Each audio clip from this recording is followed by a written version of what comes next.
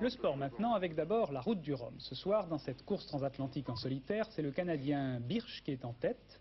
Le départ a été donné aujourd'hui, vous le savez, depuis Saint-Malo. Il y avait des dizaines de milliers de personnes sur la côte pour voir les 39 concurrents et des milliers de bateaux accompagnateurs sur l'eau.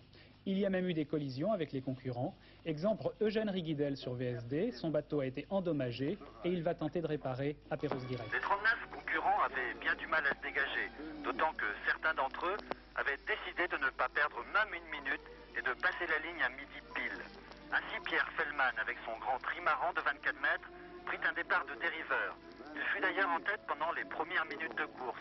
Malheureusement, on apprenait 2 heures plus tard qu'il faisait demi-tour vers Saint-Malo, pilote automatique en panne. Pierre Fellman figurait parmi les favoris de la course.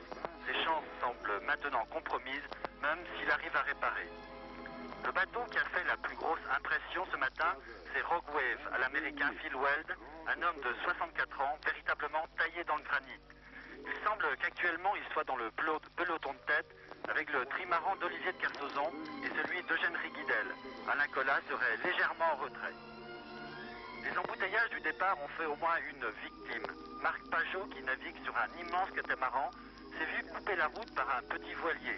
L'abordage inévitable a laissé une profonde déchirure d'une quinzaine de centimètres sur un des flotteurs.